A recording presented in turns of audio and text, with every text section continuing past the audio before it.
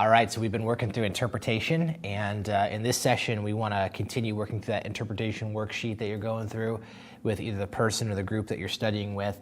And so we're going to be looking specifically at steps 3 and 4 in that worksheet together. So let's just jump into those. Here's step 3.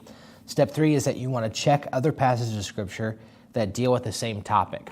All right, so one of the things that's really good to know about the Bible is that Scripture helps interpret Scripture. And so if there's a passage of the Bible that you're looking to understand, getting into other passages of Scripture that are related to that passage of Scripture will be very, very helpful in determining the meaning. So one of the ways that you can do that is by doing cross-references. If you're not familiar with what cross-references are, basically cross-references are a list of verses that correlate or correspond to the verse that you're reading or are related to it in some way or another. So for example, if there's a word that's used in the verse that you're studying, a cross-reference might tell you other places in the Bible where that word is used, or if there's a key concept or a key idea, or if the passage is referring to another passage of Scripture. Cross-references will help you identify that.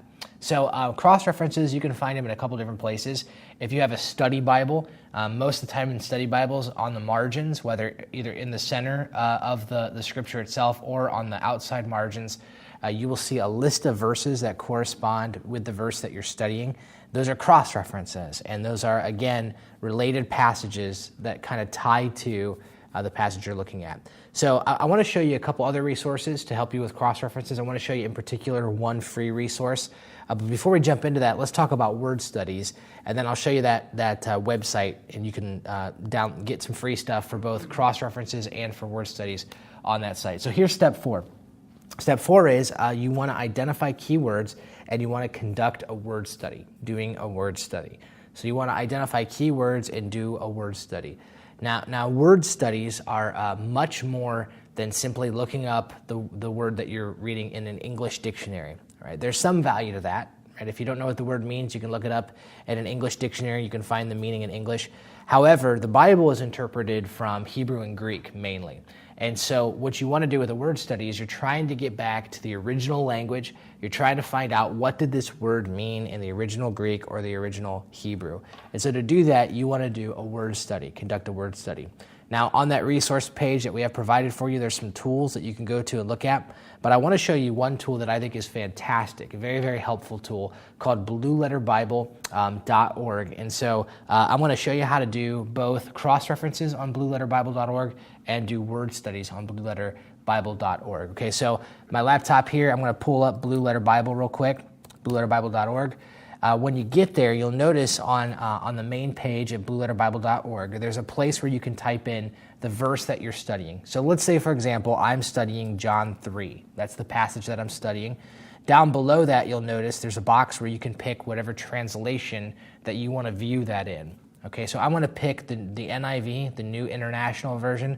That's a great translation. That's actually the translation that we currently use at Grace Church. So I click on that. Once I click on that, I hit the search button. All right, now when I hit search, what you'll notice is that it gives me a breakdown, a verse-by-verse breakdown of what John chapter 3 looks like. Okay, so John chapter 3, verse 1, let's just say that's the verse that I'm studying right now. You'll notice that on the left, there's a box next to the verse that says Tools. All right, if you hover the mouse over that box, there's going to be 6 different categories that show up. Those include interlinear, Bibles, cross-references, commentaries, dictionaries, and then miscellaneous other stuff. Now, all of these are very helpful, but again, I just want to focus on 2 of them. I want to focus on cross-references, and I want to focus on word studies. So let's do cross-references first. Okay, so if I click on that the cross-reference, the letter K there, what's going to happen is it's going to pull up, you'll notice there, it'll pull up other verses that relate and correlate to John chapter 3, verse 1.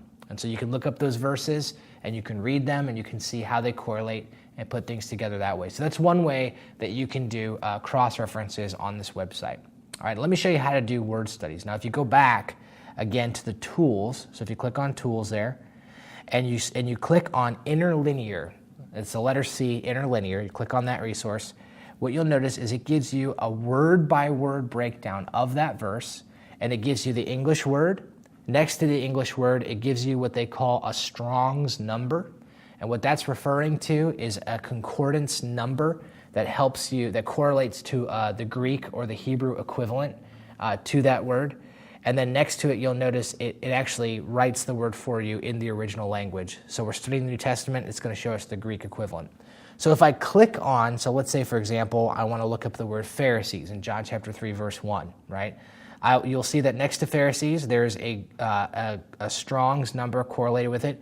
If I click on that Strong's number, what it's going to do is it's going to give me the Greek word, it's going to give me the transliteration, it's going to give me the pronunciation. So I can actually listen to how the word is pronounced if I click on that, and a guy will pronounce that for you. And then it will give me a dictionary and tell me how it's used in the Bible and give me a definition of the term. This is, in my opinion, the quickest and the best way to do word studies. It's super fast, it's a click away, and you can study a lot of different words that way. So when you're going through with the person you're with or with the group that you're with to do a word study, what you're going to want to do is you're going to identify key words in the passage that you're studying. So here's some questions when you're trying to find a key word. Here's some. Number one, what words tend to repeat? If there's words that are repeated or often, most likely those are key words that you want to conduct a word study on. Here's another question. Are there any words that differ substantially from one translation to another? So back in observation, we asked you to compare in a few different translations the passage that you're studying. So look at that. Are there major differences? Are there some words that appear to be different than others and kind of change in meaning? Check out those words. Do a word study on those. I would say select words that carry a lot of meaning and a lot of weight with them, that seem like they're central to the ideas. So transitionary words, things like the and it and, I would say that you're probably pretty safe to put those aside for word studies. Focus on the words that are substantial to carrying the idea, that carry a lot of meaning and significance to them, okay? So again, in this session, we just want to focus on those two things, doing a cross-reference and doing a word study. You can use blueletterbible.org. In fact, Blue Letter Bible also provides a Bible app, a free Bible app that you can download on your phone or on your iPad, and you can conduct word studies and you can also do cross-references on that as well. It's a great resource. It's free. Obviously, there's better Bible resources out there if you want to pay some money, and those are on the resource list as well. But if you're just looking for an entry level, just trying to start on some things, I would recommend blueletterbible.org. It's a great Bible study tool online. So with the group you're with the people you're with, take some time, go through those two steps, and then join us in the next session, and we'll continue working through the interpretation worksheet.